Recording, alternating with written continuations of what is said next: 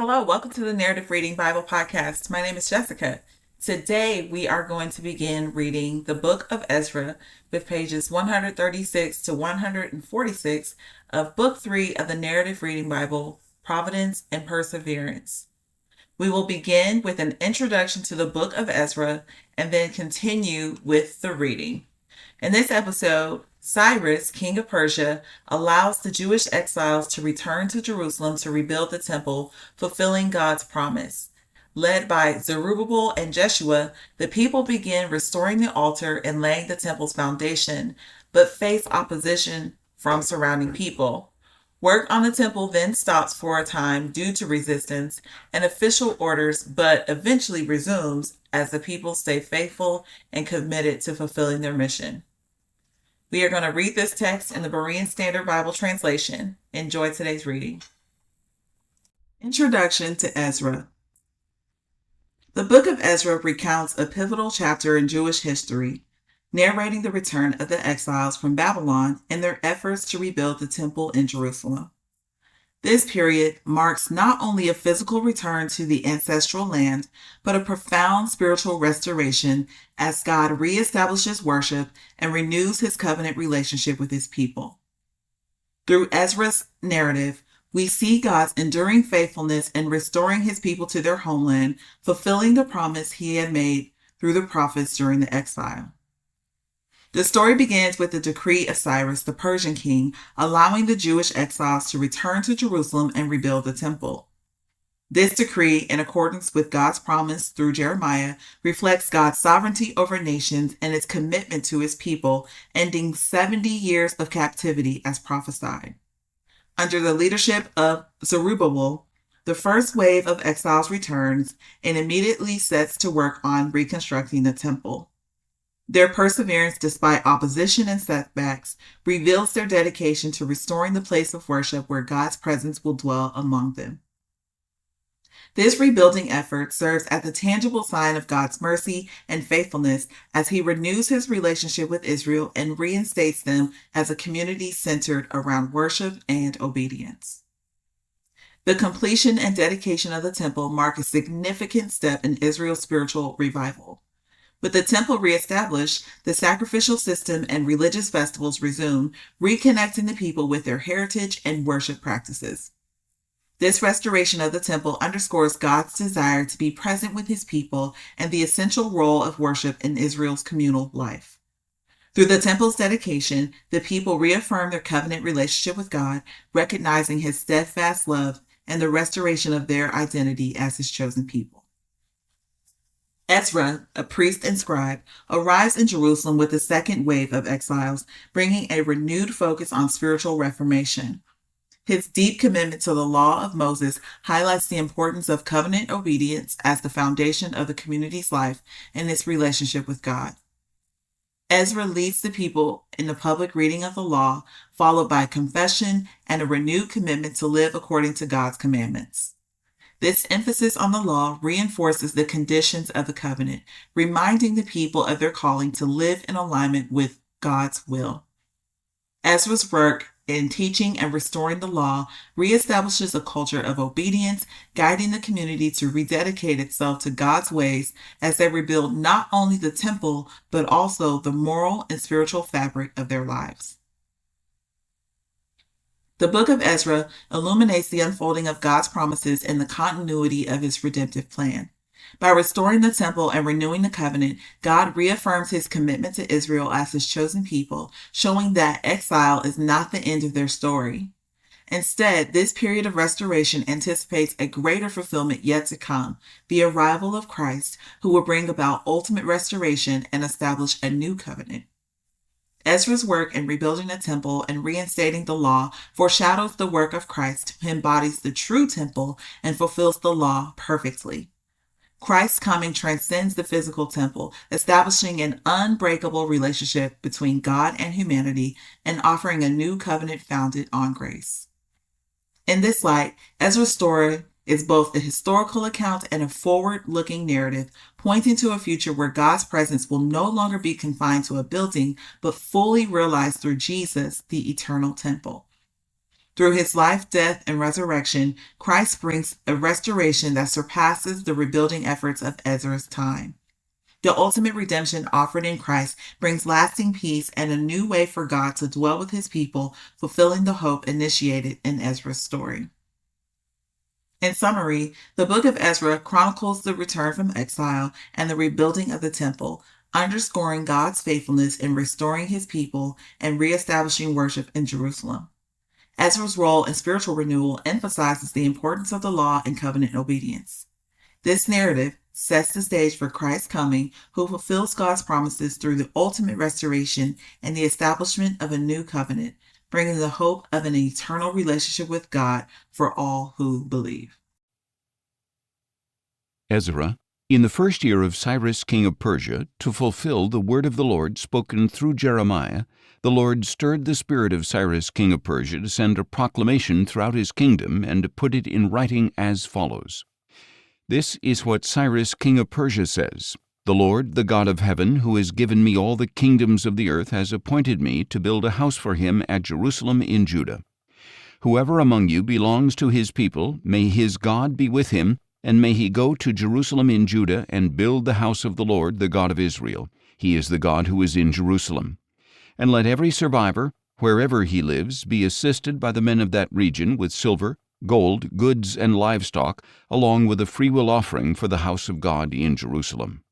So the family heads of Judah and Benjamin, along with the priests and Levites, everyone whose spirit God had stirred, prepared to go up and rebuild the house of the Lord in Jerusalem.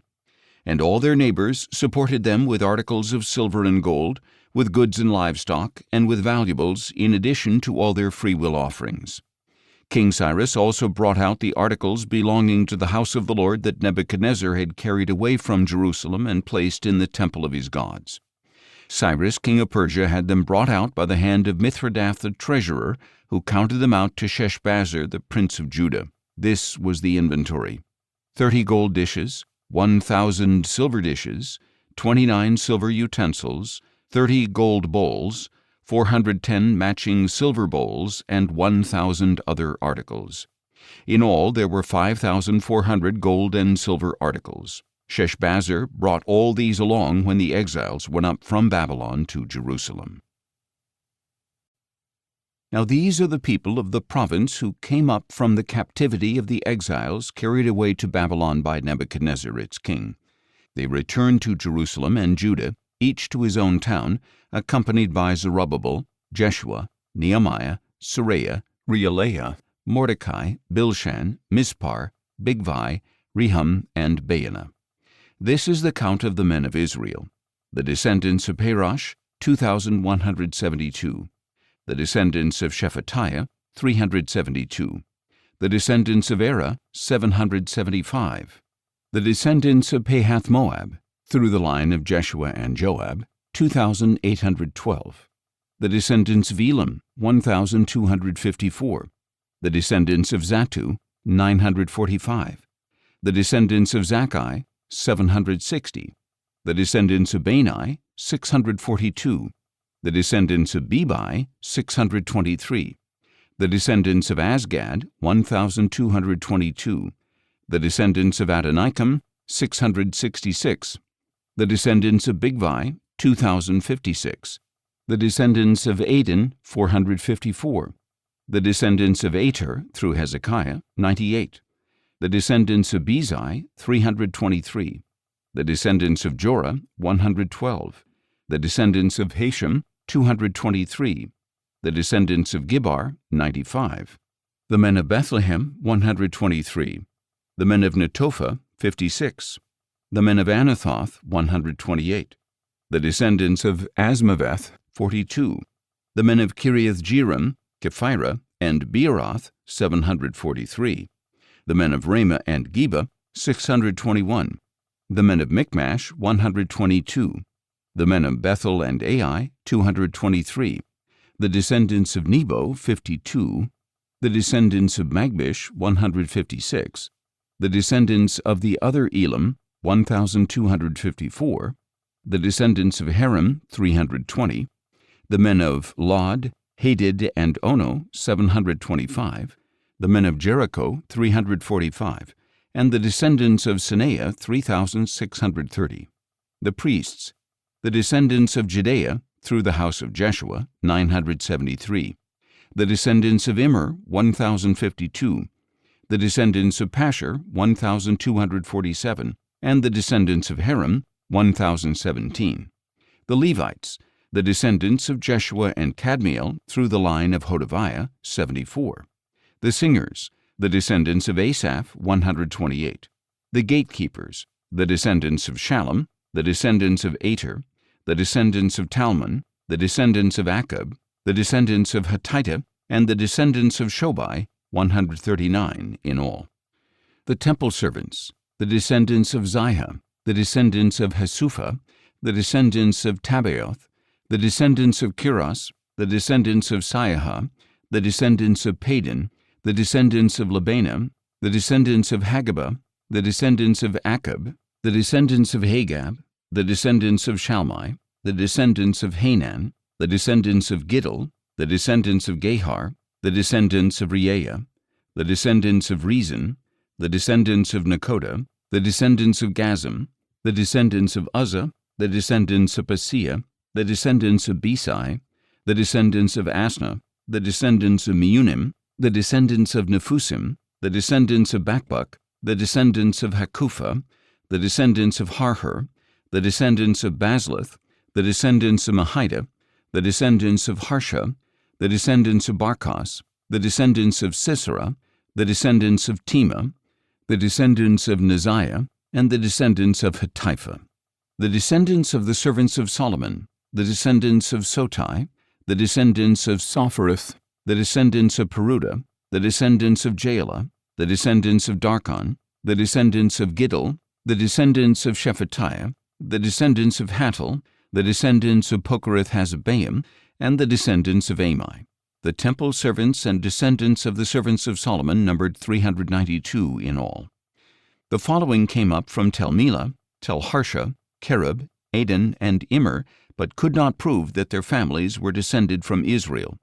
The descendants of Delaiah, the descendants of Tobiah, and the descendants of Nakoda, 652 in all. And from among the priests, the descendants of Hobaiah, the descendants of Hakkoz, and the descendants of Barzillai, who had married a daughter of Barzillai the Gileadite and was called by their name. These men searched for their family records, but they could not find them, and so were excluded from the priesthood as unclean. The governor ordered them not to eat the most holy things until there was a priest to consult the Urim and Thummim. The whole assembly numbered 42,360, in addition to their 7,337 men-servants and maidservants, as well as their 200 male and female singers. They had 736 horses, 245 mules, 435 camels, and 6,720 donkeys. When they arrived at the house of the Lord in Jerusalem, some of the heads of the families gave freewill offerings to rebuild the house of God on its original site. According to their ability, they gave to the treasury for this work 61,000 derricks of gold, 5,000 minas of silver, and 100 priestly garments. So the priests, the Levites, the singers, the gatekeepers, and the temple servants, along with some of the people, settled in their own towns, and the rest of the Israelites settled in their towns. By the 7th month, the Israelites had settled in their towns, and the people assembled as one man in Jerusalem. Then Jeshua son of Jozadak and his fellow priests, along with Zerubbabel son of Shealtiel and his associates, began to build the altar of the God of Israel to sacrifice burnt offerings on it, as it is written in the law of Moses, the man of God. They set up the altar on its foundation and sacrificed burnt offerings on it to the Lord, both the morning and evening burnt offerings, even though they feared the people of the land. They also celebrated the Feast of Tabernacles in accordance with what is written, and they offered burnt offerings daily based on the number prescribed for each day. After that, they presented the regular burnt offerings and those for new moons and for all the appointed sacred feasts of the Lord, as well as all the freewill offerings brought to the Lord. On the first day of the 7th month, the Israelites began to offer burnt offerings to the Lord, although the foundation of the temple of the Lord had not been laid. They gave money to the masons and carpenters, and food and drink and oil to the people of Sidon and Tyre to bring cedar logs from Lebanon to Joppa by sea, as authorized by Cyrus, king of Persia. In the 2nd month of the 2nd year after they had arrived at the house of God in Jerusalem, Zerubbabel son of Shealtiel, Jeshua son of Jozadak, and the rest of their associates, including the priests, the Levites, and all who had returned to Jerusalem from the captivity, began the work. They appointed Levites 20 years of age or older to supervise the construction of the house of the Lord. So Jeshua and his sons and brothers, Kadmiel and his sons, descendants of Yehudah, and the sons of Henadad and their sons and brothers, all Levites, joined together to supervise those working on the house of God. When the builders had laid the foundation of the temple of the Lord, the priests in their apparel with trumpets, and the Levites, the sons of Asaph, with cymbals, took their positions to praise the Lord, as David, king of Israel, had prescribed. And they sang responsively with praise and thanksgiving to the Lord. For he is good, for his loving devotion to Israel endures forever. Then all the people gave a great shout of praise to the Lord, because the foundation of the house of the Lord had been laid. But many of the older priests, Levites, and family heads who had seen the first temple wept loudly when they saw the foundation of this temple. Still, many others shouted joyfully. The people could not distinguish the shouts of joy from the sound of weeping, because the people were making so much noise, and the sound was heard from afar. When the enemies of Judah and Benjamin heard that the exiles were building a temple for the Lord, the God of Israel, they approached Zerubbabel and the heads of the families, saying, "Let us build with you, because, like you, we seek your God and have been sacrificing to him since the time of King Esarhaddon of Assyria, who brought us here." But Zerubbabel, Jeshua, and the other heads of the families of Israel replied, "You have no part with us in building a house for our God, since we alone must build it for the Lord, the God of Israel, as Cyrus, king of Persia, has commanded us." Then the people of the land set out to discourage the people of Judah and make them afraid to build. They hired counselors against them to frustrate their plans throughout the reign of Cyrus, king of Persia, and down to the reign of Darius, king of Persia. At the beginning of the reign of Xerxes, an accusation was lodged against the people of Judah and Jerusalem. And in the days of Artaxerxes, king of Persia, Bishlam, Mithredath, Tabiel, and the rest of his associates wrote a letter to Artaxerxes. It was written in Aramaic and then translated. Rehum the commander and Shimshai the scribe wrote the letter against Jerusalem to King Artaxerxes as follows. From Rehum the commander, Shimshai the scribe, and the rest of their associates, the judges and officials over Tripolis, Persia, Erech, and Babylon, the Elamites of Susa, and the rest of the peoples whom the great and honorable Ashurbanipal deported and settled in the cities of Samaria and elsewhere west of the Euphrates. This is the text of the letter they sent to him. To King Artaxerxes, from your servants, the men west of the Euphrates. Let it be known to the king that the Jews who came from you to us have returned to Jerusalem, and they are rebuilding that rebellious and wicked city, restoring its walls and repairing its foundations. Let it now be known to the king that if that city is rebuilt and its walls are restored, they will not pay tribute, duty, or toll, and the royal treasury will suffer. Now because we are in the service of the palace, and it is not fitting for us to allow the king to be dishonored, we have sent to inform the king that a search should be made of the record books of your fathers.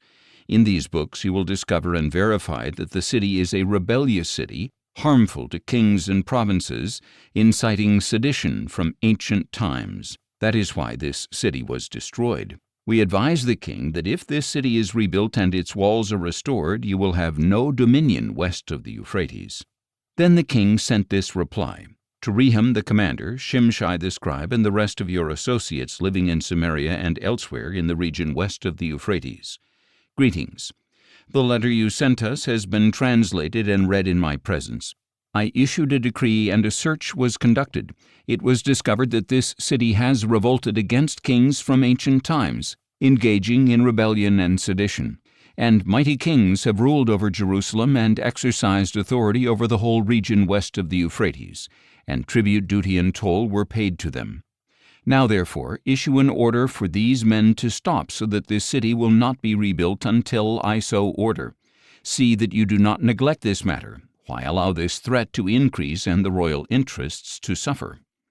When the text of the letter from King Artaxerxes was read to Rehum, Shimshai the scribe, and their associates, they went immediately to the Jews in Jerusalem and forcibly stopped them. Thus the construction of the house of God in Jerusalem ceased, and it remained at a standstill until the 2nd year of the reign of Darius, king of Persia. Thank you for tuning in to today's episode. Join us tomorrow as we continue reading the Book of Ezra in pages 146 to 155 of Book 3. Until then, take care and God bless.